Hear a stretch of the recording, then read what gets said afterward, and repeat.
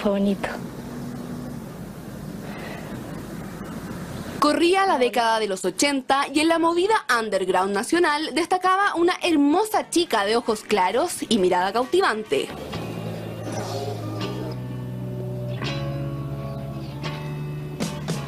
Esa chica era Patricia Rivadeneira, la musa de la vanguardia en Chile de finales de los 80.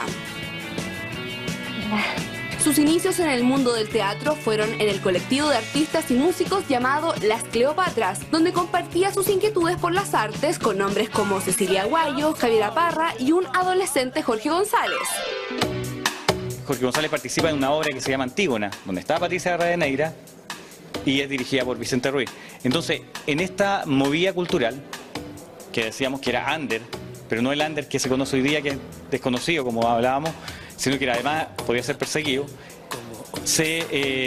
están las Cleopatras. Luego formó parte del movimiento llamado Resistencia Cultural, que se opuso fuertemente a la censura que impuso la dictadura de Augusto Pinochet a través de provocadoras performances. Su acto cultural más atrevido ocurrió una vez llegada la democracia. Corría el año 1992 cuando, en el marco de una protesta contra la discriminación de las minorías étnicas y sexuales, Patricia Rivadeneira apareció crucificada en toples y envuelta en una bandera chilena, llegando a las portadas de los principales medios de nuestro país. Y todos pensamos que iban a ir después de un destape, al estilo español, después de la dictadura. No vino. Lamentablemente esta gente desapareció, la hicieron desaparecer de alguna manera, ya no tan brusco como hacían desaparecer la dictadura, pero la democracia la hizo desaparecer y vino un destape bastante más ordinario que el que pensábamos, que hubiese sido comandado por estas personas. Lamentablemente no fue así. Años después, Patricia Rivadeneira está lejos de esas atrevidas performances públicas. Hoy vive feliz con su pareja, Andrea Orsini, y tras pasar varios años en Italia cumpliendo el rol de embajadora cultural del gobierno de Ricardo Lagos, hoy trabaja instalada en Chile en su nueva obra titulada La contadora de películas, basada en el libro de Hernán Rivera Letelier. Patricia Rivadeneira nos visita para hablar de su presente en Mentiras Verdaderas. Ya lo veíamos en el video, una tremenda actriz nacional. Queremos saber cómo ha sido su regreso a nuestro país. Queremos hablar también sobre sus futuros y presentes proyectos. Patricia Rivadeneira, Mentiras Verdaderas. Hola Patricia, gusto tenerte en nuestro programa. Bienvenida desde ya. Por favor, asiento. Patricia, quiero partir con una pregunta... No, antes de partir con la pregunta chauvinista, porque te iba a preguntar cómo encontraste Chile, si estamos muy cambiados como idiosincrasia, como país. ¿Cómo te sentiste tú al llegar de vuelta a tu país? Ay, siempre es raro porque ya no venir de vacaciones, esa era la prueba, ¿no? Pasar el invierno con la Toyotomi. Claro, ya. Lo pasé bien. Por supuesto que siempre he hecho de menos mi otra casa, mi otro país, pero están pasando cosas muy interesantes acá y yo me sentí muy acogida. Yo recuperando amigos, he recuperado también lazos familiares y la profesión. Ahora igual que eso eso, era ¿no? lo más importante. Claro, porque volver desde todos esos ámbitos del familiar, de las amistades, de la profesión, es, entre comillas, reestructurarse personalmente de nuevo en tu mismo país. Sí, pero he ido varias veces, o sea, estoy como más fijo aquí en Santiago desde junio, pero he estado yendo y viniendo. Ya. Y eso descomprime la olla a presión. O sea, ya se asimila como una doble estadía, una doble casa. Sí, a pesar de que tú sabes que por ley está prohibido tener dos residencias. ¿Ah, sí? Sí, no se pueden tener dos. Pero o tú resides en un país o resides en el otro. Ya. ¿Y ahí cómo lo estáis manejando ahora? No sé, ahora ¿Resides estoy en ninguna parte. En el cosmos. Sí, porque de hecho no tengo casa acá todavía. ¿Ves? Y ahora mi pregunta chauvinista, ¿te encontraste con un Chile muy distinto al que habías dejado? Mira, cada vez que he venido en estos últimos 13 años en Chile, por supuesto que he ido notando, veo cambios desde cambios muy sencillos como en las costumbres, en lo más cotidiano, en el comer, en el hablar, en la diversidad que se ha ido alargando en Chile, que se ha ido agrandando con la llegada de extranjeros, etcétera. Pero claro, estar más rato aquí observando esos cambios con un poquito más de atención, sí, hay cambios grandes. Me imagino que cuando estabas en Italia te llegaban noticias de lo que estaba pasando acá, por ejemplo, con el movimiento estudiantil, con los movimientos sociales en general. Sí, los movimientos sociales son muy observados allá también. ¿Te picaba ese bichito de saber más, estar in situ, entendiendo qué es lo que pasaba con este nuevo Chile? Sí, me picaba, pero como te digo, me mantenía bastante informada. Cuando estoy allá uso harto el Twitter. Ya. ¿Qué es cuál a todo esto? Para que la gente empiece a comentar. Pati Rivadeneira. @PatiRivadeneira. Porque con el Twitter ahí uno me sentía más, lo usaba como método de diálogo con Chile. Un diálogo permanente. En cambio, cuando estoy acá lo uso mucho menos. Y me daban ganas de venirme, me daban ganas de entender lo que estaba pasando, pero me parecía que era como una consecuencia lógica de la madurez de una democracia más real. Y ya en las elecciones, cuando se presentó Marco Enrique por primera vez, yo ya me di cuenta de que el hecho de que eso fuese posible era la demostración de que podían ocurrir cambios desde la sociedad y no solamente desde el Estado, como se nos había acostumbrado en esta democracia un poco concertada y que no terminaba nunca de ser una transición, que no cuajaba, de lenteja. Un poco lenta, sí. En ese sentido, me imagino que cuando te empezaste a enterar de todos estos movimientos sociales, de que se estaba presionando una agenda país, puede ser, no sé, te lo pregunto, que hayas sentido en un momento que la lucha que dieron muchos, entre ellos ustedes desde el punto de vista artístico, cultural, tenía por fin un peso, que por fin se estaba llevando a cabo, se estaba validando de alguna manera, ¿no? Sí. Por supuesto, y por supuesto, por ejemplo, o sea, de las grandes batallas que nosotros dimos en la época, que fuera contra la discriminación sobre las minorías sexuales, o sobre el aborto, o sea, temas que se han ido poniendo, como el aborto, como la legalización de la marihuana, que se han ido poniendo en la discusión pública, que antes eran, francamente, como temas que... tabú. Sí, o que, digamos, no eran bandera de lucha de nadie, de Tres Gatos, o nadie se atrevía, o era realmente... Era como que había tanto por hacer todavía en materia de democracia que esos temas no eran prioritarios, cuando en realidad son los temas, digamos, de la ciudadanía, lo que le pasa a las personas cuando discriminan a tu hijo, o cuando tienes una hija que tiene que hacerse un aborto y no puede. Esos son los temas más reales, claro. A veces más reales que, digamos, de cómo solucionar o de cómo hacerles más placentera la vida a las grandes industrias, a los poderes fácticos que se han sentido propietarios de Chile.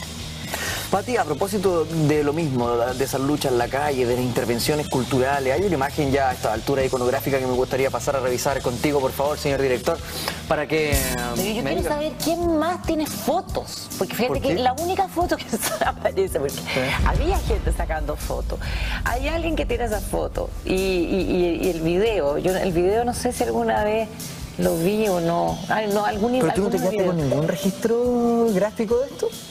No, fíjate. ¿No? No, pero alguien lo tiene que tener, así que el que lo tenga que lo suelte. ¿Cómo surge esta idea?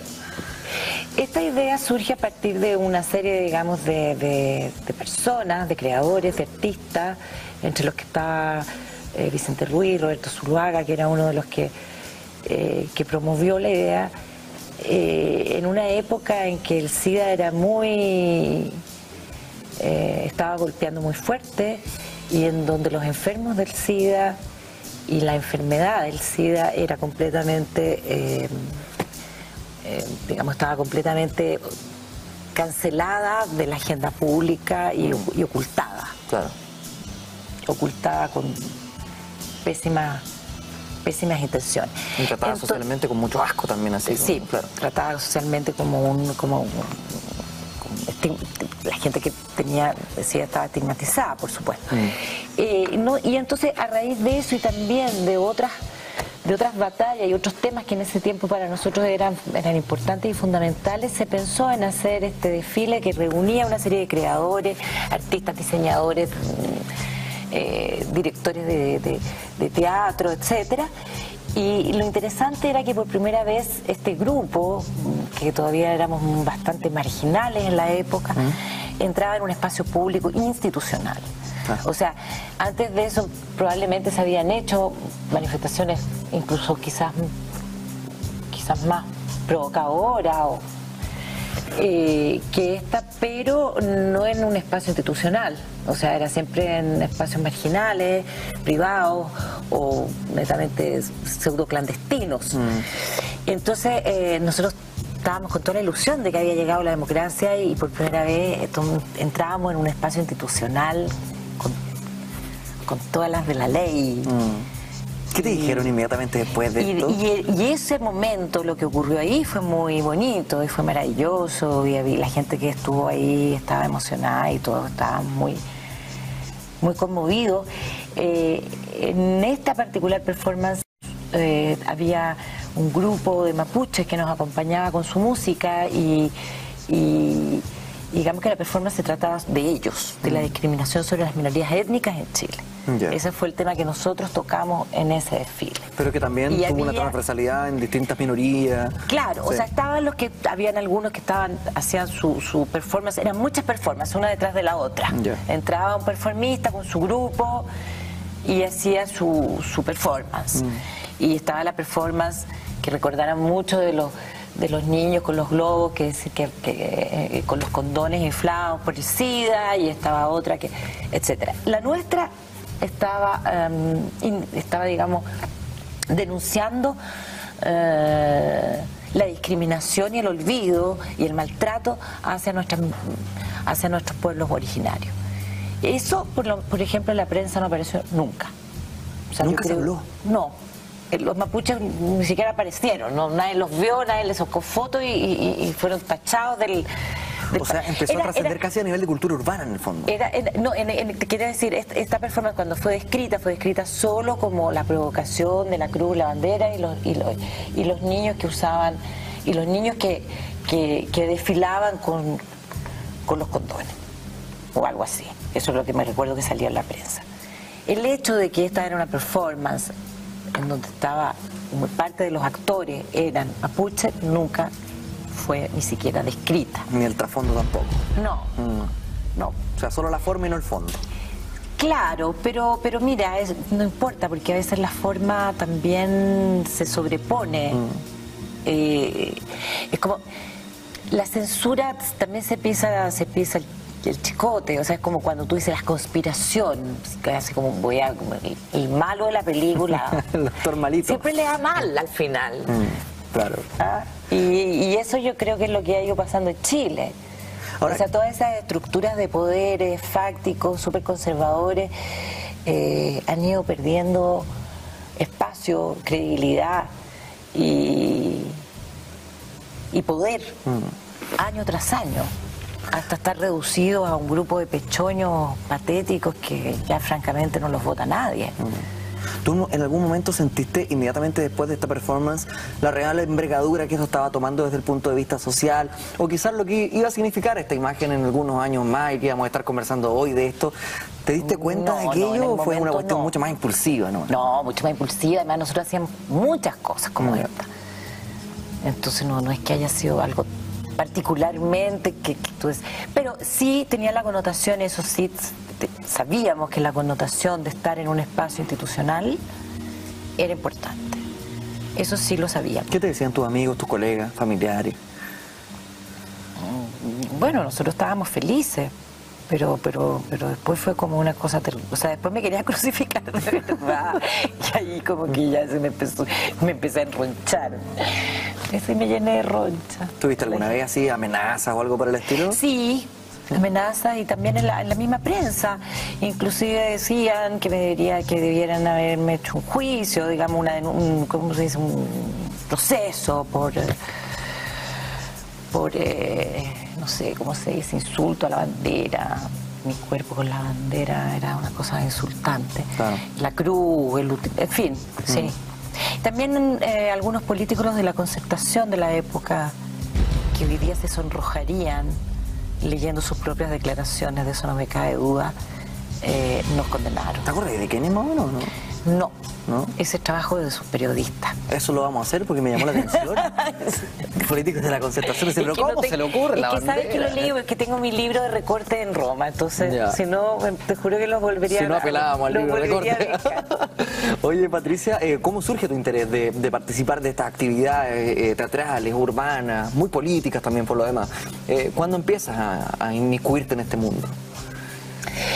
No, mira, bueno, yo parto como una actriz que hace una búsqueda, que empiezo a trabajar en el teatro experimental, en la performance, y el trabajo más político va surgiendo, bueno, desde bien principio, la idea de crear un espacio en que pudiera dar cabida a los que no tenían voz y los que no tenían espacio, eso ya desde los años 86, 87, o sea, nuestro trabajo fue siempre... Desde un punto de vista, el trabajo que yo en esa época realicé con Vicente Ruiz, que era el director con el que yo trabajé por muchísimos años, era un trabajo experimental y artístico y que rompía, y de vanguardia, porque rompía con todos los cánones establecidos hasta esa época como artistas y creadores. Un trabajo más específicamente político como este, yo creo que ya empieza... te diría hasta inclusive con la Antígona, después hicimos Chilena Dignidad, en donde se hablaba de Colonia Dignidad, un tema que también, que aún no se ha tocado con la debida profundidad y con la debida, digamos, con la debida fuerza de lo que pasó ahí en esos años y lo que siguió pasando después durante la democracia en Colonia Dignidad. Hicimos un trabajo sobre eso. Bueno, a finales de los 80, principios de los 90. Después de esto empezamos ya en Democracia a hacer una serie de eventos en donde invitábamos también a participar no solo actores y artistas y público en general, sino que también a políticos para que vinieran en lugares bastante poco convencionales, como una discoteca, en donde venía un político y hacía un discurso. Y esos discursos en esa época eran escuchados por esa discoteca en llamas. Y eso era bien impactante. Y el hambre que teníamos de política, de democracia, consentía incluso eso. Y ahí empezamos a trabajar sobre distintos tópicos de los derechos civiles, como la objeción de conciencia, como el tema del aborto, como el tema de las minorías sexuales. Pero antes de la democracia, antes de esa fase donde me imagino algo más de libertad había, sí. en la etapa previa, ¿había temor por parte de ustedes? ¿Había una sensación constante de inseguridad, de miedo? Sí, pero lo que pasa es que yo nací, o sea, imagínate, yo tenía, no sé, por 11, 12 años, no sé, cuando fue el golpe, entonces yo, toda mi vida fue así. Entonces, es como que el miedo era un compañero, era parte de el abuso de parte de las fuerzas policiales, el abuso del Estado, la persecución, la imposibilidad de juntarse, el toque de queda, la falta de estructura o de apoyos estatales para las artes. O sea, esa era nuestra realidad, no había otra, no conocíamos otra y vivíamos con ello como probablemente viven muchos pueblos africanos con hambre. Te acostumbras. ¿Te llegaron detenidos alguna vez o no? Sí. ¿Sí? Sí. ¿En qué contexto? A veces hacían redadas en los lugares donde estábamos trabajando y nos llevaban presos a todos, público y actores y todos. ¿Nunca pasó algo más en el fondo? Algo más grave que eso... ¿O que una de esas detenciones se haya transformado en una detención de estadía mayor o en algún lugar que era más conflictivo? Una vez estuve más días, claro. ¿Cómo fue ese proceso?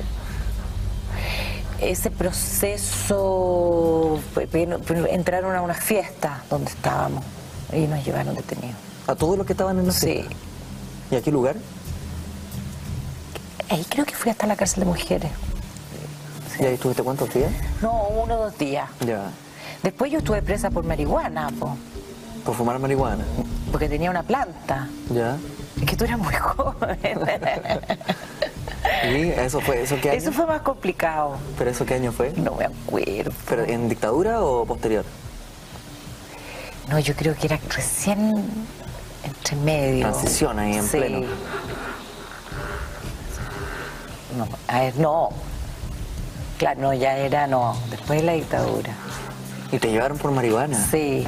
¿Y qué pasó? ¿Cuánto tiempo estuviste? ¿Dónde? Ahí estuve varios días en la cárcel de mujeres y después de eso el proceso siguió su curso y años después me volvieron a llevar presa por el mismo proceso porque no se había cerrado. Fue una pequeña torturilla, un pequeño infiernillo, pero del que por supuesto salí libre por lo paja y muy orgullosa porque soy, digamos, una ferviente defensora de la legalización. Pati, quiero trasladarme de nuevo a esa época de los 90, de la transición, pero cuando empiezas a actuar en aquellas teleseries que ya son insignes a esta altura, la mayoría de ellas de Televisión Nacional de Chile, ¿cómo empezaste a tomar ese boom mediático, el hecho de salir a la calle y ser más reconocida, que tu trabajo también haya virado hacia la masividad? ¿Cómo te lo tomaste tú en esa época? Y tú hablas en que los primeros años. Los primeros años, las primeras Mira, teleseries. los primeros años yo hacía las teleseries y la verdad es que no le daba mucho... No me importaba mucho. Ya. O sea, mi alma, mi corazón y todo mi trabajo estaba puesto en lo otro. En lo otro que hacíamos, en el teatro, en las performances, en lo que hacíamos con los grupos de música, en la búsqueda artística. Yeah. Y esto era algo como que ocurría y que lo hacía y que me servía para mantenerme, pero como que no me daba mucho cuenta. Ya. O sea, nunca Daba fuiste realmente entrevistas. consciente de que estabas metiendo en el mundo de la televisión. Eso fue ocurriendo después, con los años cuando ya, claro, ya era, se convirtió en algo tan preponderante, tan... pero los primeros años, no. ¿Hay alguna teleserie que tú recuerdes con especial cariño o alguna teleserie que haya marcado una diferencia en la que tú dijiste, estoy entendiendo que estoy trabajando para otros públicos quizás? Bueno, yo siempre entendía que trabajaba para otros públicos, pero lo vivía con mucha ligereza, como explicarte. Yeah. No me compraba el cuento. Yo no había escogido esa profesión para ser, no sé, tenía menos vanidad que ahora seguramente. Menos que ahora. Sí, qué curioso igual, porque por lo general la vanidad va muy relacionada a la tierna juventud. No, es que había cosas mundo. demasiado más importantes como para estar preocupándose del ranking, de la tapa de la revista, del comercial que ibas a hacer y de las lucas. ¿Siempre fue así o hubo algún momento en el que sí te empezaste a preocupar de esas cosas? Parece que no. ¿No? Parece que cuando me empecé a preocupar me fui. ¿No te gustó encontrarte con esa Pati Rivadeneira? No, no me gusta esa cuestión. Me encuentro muy chula. ¿Estás preocupado de que saliste en la portada o no? Sí. ¿Te han ofrecido de repente hacer publicidad de algún retail? No, yo trabajé de modelo cuando no era tan famosa, mucho, como modelo. También de pasarela y cosas. No, después no, porque ¿quién me quiere asociar a una persona como yo, a una marca? ¿Nunca te llamaron en el momento de teleseries, nada? No, porque yo siempre estaba de todas maneras relacionada con un movimiento muy contestatario y con posiciones políticas muy poco conciliadoras. Entonces ahora soy más conciliadora. No sé, no sé, a lo mejor no sirvo para vender cuestiones. ¿Por qué te pusiste conciliadora ahora y no antes? Porque tuve 12 años de trabajo como diplomática, pues si eso no te interesa. Claro, ¿Ah? y en una embajaduría me decía que si no tenés que ser conciliador ya no funciona nada. Esa es la pega, eso lo aprendí. Oye, ¿y cómo se produce esa transformación de una mujer que está ahí en la calle, que está batallando, haciendo este tipo de performance, que después muta a esta mujer, bueno, muta en el sentido mediático, a las teleseries, y después a cómo llega esta opción de tomar una designación cultural? ¿Cómo se produce ese camino? Porque, el cambio ocurre porque yo trabajé mucho en la campaña de Ricardo Lago, estaban recién naciendo las instituciones culturales estaban muy en ciernes y trabajamos mucho por ello y entonces me ofrecieron esto. Y yo lo quería también fuertemente, tenía ganas de salir un rato, pensé que iban a ir 3 años y no 13. Pero la vida es así. me gustó mucho ese trabajo. Yo ya hacía gestión, yo ya estaba hace mucho rato trabajando en política, tengo una cierta capacidad para armar buenos grupos de trabajo, para convocar a las personas en torno a buenas, buenas ideas. Eso me resulta y me gusta, porque me gustan las personas. Entonces, yo ya estaba haciendo un poco, digamos, gestión cultural. O sea, de hecho, para decirla toda, o sea, nosotros durante todos los años de la dictadura y después también por muchísimos años durante la democracia, parábamos nuestros propios proyectos y los financiábamos solitos. O sea, esa es una escuela mejor que esa, eso no te lo enseñan en la universidad. O sea, hacíamos todo, desde el vestuario, barrer, cortar la entrada, actuar, elegir el texto, llevar a la gente, convocar, hacer la o sea, todo lo que implica un evento, un proyecto. Así es que me sentí bastante en mis aguas cuando me fui a Roma y pude empezar a hacer proyectos más articulados, con más recursos y, digamos, con una institución que avalaba. Así que yo lo pasé muy bien. No me resultaba, a veces siempre habían las burocracias y las pugnas, en fin, eso siempre está. Pero... Oye, y antes de entrar de lleno en lo que pasaba en Roma desde el punto de vista cultural, ¿Ricardo Lagos fue tu último voto concertacionista, por así decirlo? No, porque yo voté por Bachelet ahora en segunda vuelta. Ah, ya. En segunda vuelta voté por Bachelet. Ya. ¿Y en primera por cuál? Por Meo. Por Meo. Y antes también había votado por Meo. Cuando llegas a Italia, a Roma, y te encuentras con esta designación cultural ahí, ¿cuál es el ambiente que se respira en relación a Chile, que bueno, tiene tremendos exponentes del ámbito de la cultura y que en Europa son muy respetados también? Pero ¿había real interés por la comunidad europea por saber qué es lo que pasaba con Chile? No me lo contaste todavía, eso me gusta hacer siempre, no me lo contaste todavía, porque tengo que darle un consejo a nuestros amigos. Ya retomamos la conversación con Patti Rivadeneira. Estamos conversando con Patti Rivadeneira sobre lo que aconteció ahí en la designación cultural. Cuando llegas a Italia, ¿qué es lo que sabían los europeos y los italianos en específico de Chile y su cultura? Los italianos son grandes conocedores de la historia de Chile. Y me encontré con sorpresas enormes porque había gente que sabía mucho más que yo, por cierto. Son acérrimos allandistas y vivieron toda la unidad popular, lo que pasó después de la unidad popular, como si fuera en carne propia. Y de hecho cambió la política, el curso de la política italiana cambió por la experiencia chilena. La experiencia chilena del socialismo, de la revolución democrática que Allende quería y que no funcionó, determinó la suerte de los socialismos europeos, de alguna forma. Así que, pero eso no vamos a entrar porque no es la sede. Y necesitaríamos programas más largos. Claro. Pero bueno, Inti Illimani, por ejemplo, vivieron muchísimos años exiliados en Italia, entonces, y eran muy queridos, muy escuchados, o sea, hacían grandes conciertos, por decirte el nombre de este famosísimo grupo que hizo su carrera en Italia. Así es que conocían mucho sobre nuestra historia reciente, pasada reciente, pero poco sobre nuestra historia contemporánea. Y yo ahí fui logrando articular, digamos, un diálogo, refrescar ese diálogo y poner también a Chile, no solo el Chile, digamos, de los nostálgicos 70 y de la dictadura, sino que también el Chile más contemporáneo, con sus nuevas fuerzas creativas y sus jóvenes artistas. Y eso fue un desafío interesante y enriquecedor, yo creo que también para ellos. ¿Y cómo llevaste a cabo esa pega?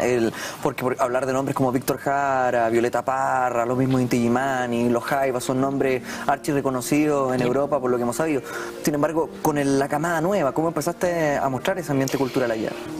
Bueno, camada nueva y no tan nueva. Partí haciendo el primer pabellón que Chile tuvo en la Bienal de Arte de Venecia, que es el evento más importante del arte en el mundo, donde presentamos a Juan Downey, que es un artista que murió en Nueva York, padre del videoarte del mundo, y con ese pabellón y con ese fue el primer proyecto que yo hice apenas llegué, ganamos un premio, y yo creo que de ahí empezaron como a abrirse las puertas, y lo que hacía muchas veces era mezclar. Por ejemplo, para los 30 años del golpe hicimos una gran muestra en los mercados trajanos, que en los foros imperiales, una cosa espléndida y maravillosa, donde en el primer piso estaba Joseph Kudelka, el fotógrafo que fotografó la primavera de Praga, ¿no? Que es un fotógrafo famosísimo.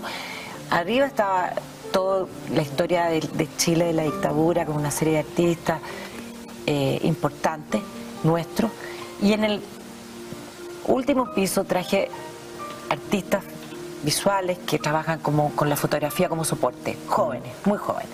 Entonces, de esta manera, te fijas, y fui armando distintos diálogos. Pero tantas cosas que contarlas, no sé si es entretenido, si uno no las ve, ¿no? ¿Sabes sobre qué? Pero quiero preguntarte también sobre tu presente. Vamos a volver también a indagar ahí, a escudriñar sobre la experiencia en Italia. Sin embargo, en tu presente, por ejemplo, con Vuelve Temprano, quiero conversar sobre tu obra de teatro también. Sin embargo, nos vamos a ir a una pausa comercial y ya regresamos en esta grata conversación con Patti Rivadeneira acá en el Mentiras Verdaderas.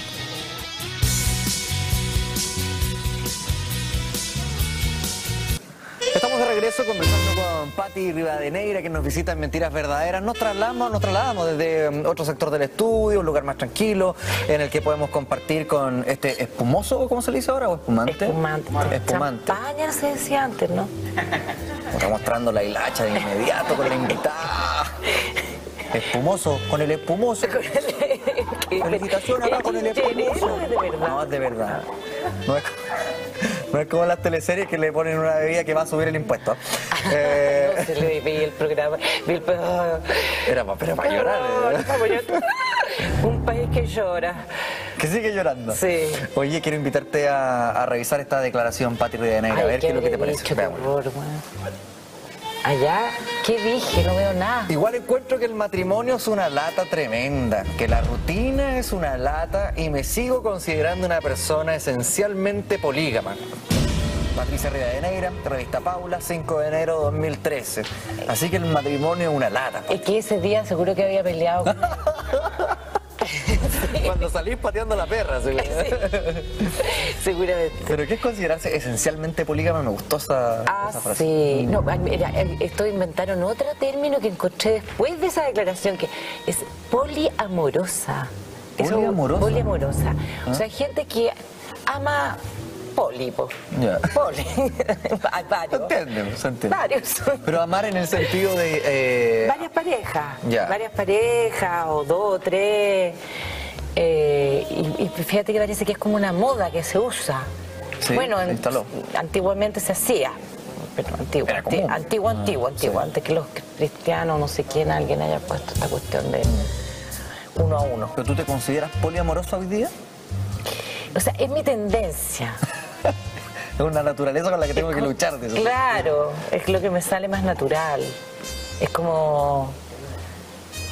No significa que sea, que digamos que tenga más de una pareja. Ahora estoy casada, mi marido no está acá, pero no cierro la puerta, ¿me entiendes? Ya. O sea, puede... Las antenitas la vida es la vida. Ah. Y el amor y los encuentros amorosos son parte de la vida y de la vitalidad y de lo que nos mantiene en este planeta. ¿Y esa poliamorosidad, lo voy a poner así, te jugó alguna mala pasada en alguna ocasión o siempre han sido saldos positivos? A ver, ¿qué quieres saber? No sé, pues me pongo a pensar porque la poliamorosidad... No, los celópatas, que no tengo hombres celópatas yo. No, pero más que celópata, de repente hay algunos que igual entienden perfectamente, pero algo les genera, quizás no una celopatía, pero algo les genera. Es que bueno, mira, la verdad es que yo nunca había tenido una pareja tanto tiempo. O sea, yo siempre tuve parejas bastante de poco, de 2 años, de 3 años. ¿Te aburrías? Sí, o ellos se aburrían, en fin. No soy una persona fácil.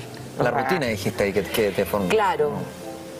Y este matrimonio que tengo es un matrimonio muy especial. No es que sea abierto, no es que no se imaginen eso las chilenas, sobre todo cuando venga mi marido, no. Dejemos la cosa clara. Dejemos la cosa clara al tiro. Pero sí hay mucha libertad. ¿Cómo se maneja eso, esa ecuación difícil igual? Porque pasa mucho que las parejas hablan y dicen, no, si nosotros nos respetamos nuestros tiempos, nuestros espacios, pero a la hora de los que hubo, Generalmente Es que hay que hacerlo. Por ejemplo, nosotros siempre tuvimos 2 casas. Ah, vivían separados. Sí, o sea, vivíamos juntos y separados. Se iban cambiando de casas distintas. Sí. Y una vez que estaban en una casa, ¿piezas Con separadas? los niños. No, porque para eso teníamos la otra casa, digamos. La casa Sí, como bien, con los buena la hijos pregunta también. y teníamos la otra casa de él y a veces, en fin. Así un poco así. ¿Qué opináis de esas parejas que de repente... Es que nos conocimos grandes ya, ¿entendés? Cuando uno se conoce grande es diferente, porque uno llega con mucha mochila, Claro, con muchas mucha experiencia, cosas, con muchos objetos inclusive, con muchos libros. Oye, ¿qué te parece esas parejas que estipulan esta idea de dormir en piezas separadas?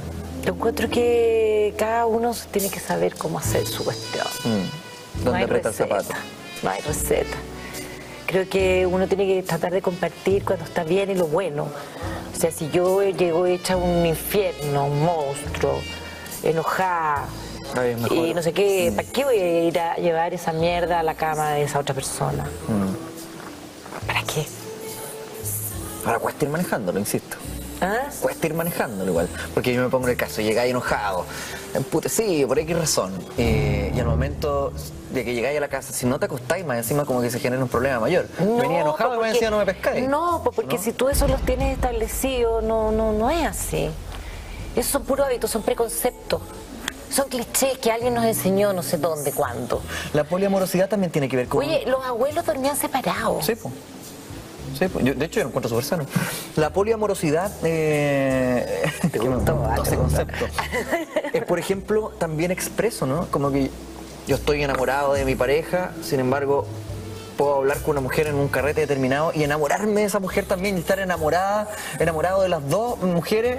Sí. Sí. Sí. Aunque sea así como por 5 Sí, horas. porque el enamoramiento, si el enamoramiento no es amor, no es proyecto de vida. Si en el matrimonio, acordémonos que es un acuerdo, también es un negocio. Pero ¿te ha pasado que estás enamorada de tu Sí, pareja y sí, estás conversando sí, con un tipo sí, que te genera enamoramiento? Sí. ¿Y se Espero lo- que no se me vaya a quitar nunca. y se lo comentáis ya. El a tu señor marido? Orsini me conoce muy bien. Te y No te tengo cacha, para yo qué creo ya, ¿o comentar. ¿no? Como que empiezan, te mira como estáis conversando y algo, y, no sé, debe decir ya la Pati se anda en proceso de enamoramiento. No sé, habría que preguntarle a él. Habría que preguntarle. Oye, los pololeos, ¿por qué, repito, por qué eran tan cortos en tu juventud? ¿Eran cortos, 2 o 3 años? 2 años. Porque me gustaba ir variando, para ir conociendo. Dicen que es bueno eso. Es como viajar. Cuando llegaste a Chile, llegas y empiezas con una obra de Allende, me estabas comentando en la pausa Sí. comercial, para la conmemoración de los 40 años, y después llega esta pega en Vuelve Temprano, que es una teleserie que ha tenido un tremendo éxito, y que viene también a responder a esto de las teleseries nocturnas, que abarcan otro tipo de temática, que antes no pasaba, en la época en que tú te fuiste a Italia, todavía estaban muy fuertes las teleseries de las 8 de la tarde. ¿Qué sentiste cuando llegaste y pudiste interpretar personajes que hablaban de otras cosas? Era raro, todo era raro. Era raro, por ejemplo, de hecho, agradezco mucho la invitación y que hayan insistido, porque me habían invitado a tu programa hace varios meses y yo no me sentía lista para... todo era demasiado nuevo para mí, ¿entiendes? Así que lo fui haciendo todo con calma. Era difícil, se me había olvidado muchas cosas, porque mi trabajo es un trabajo como todos los trabajos que requiere gran profesionalismo, oficio, técnica.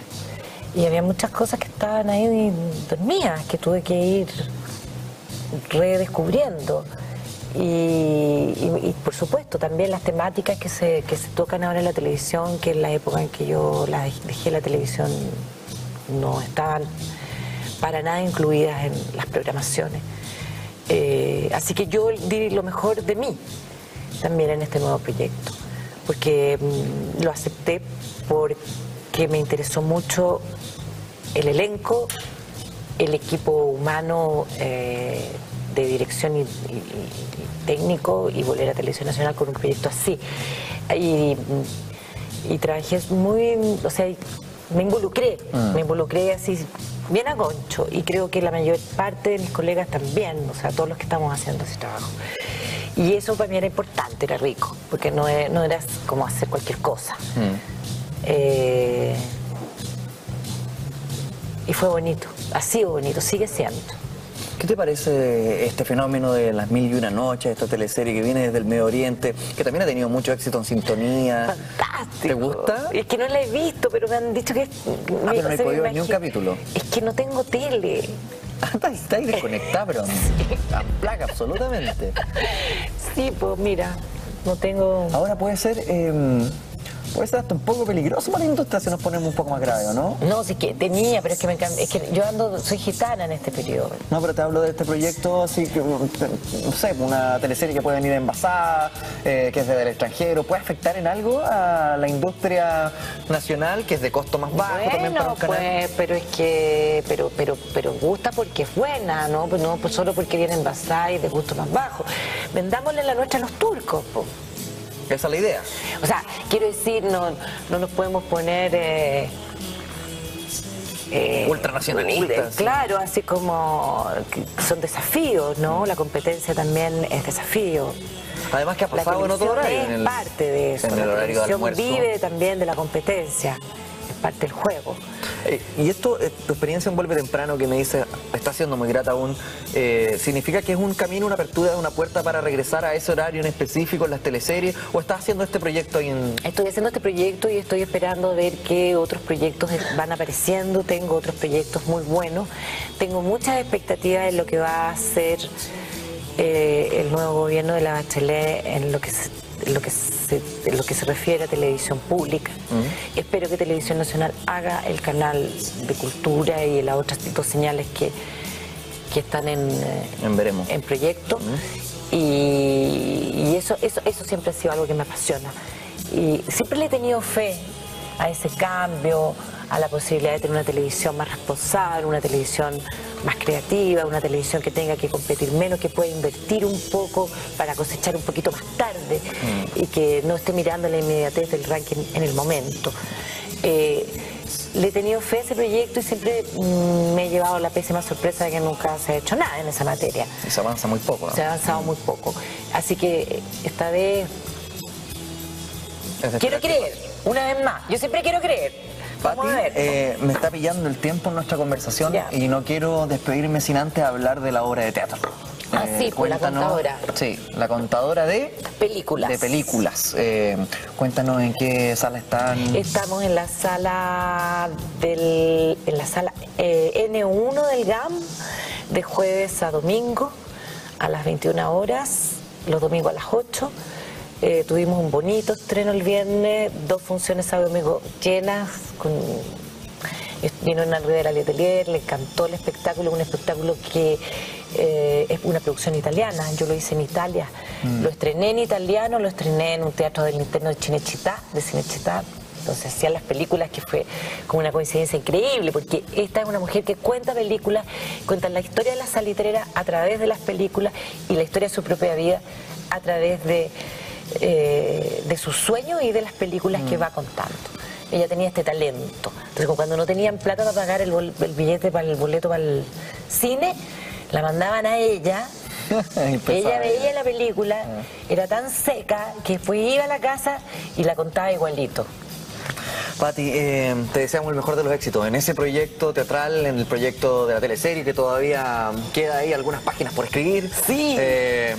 Tú ya sabes quién es el asesino, ¿no? Todavía no sabemos. Todos los actores me dicen lo mismo. Pero es verdad, no, te juro. Y además ya no estamos así ya como...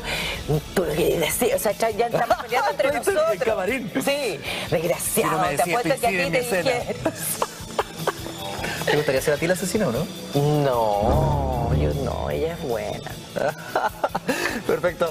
Quiero darle la bienvenida a Fuego Leña, que es el mejor restaurante de comida brasileña de Santiago. Ahí puedes disfrutar de la mejor carne a la espada, tenedor libre, el ambiente siempre agradable. Hay shows todos los fines de semana. ¿Dónde están? En las Termas Internacionales, la Panamericana, kilómetro 48. Puedes ir con la familia, los amigos, los amigotes, las amigotas.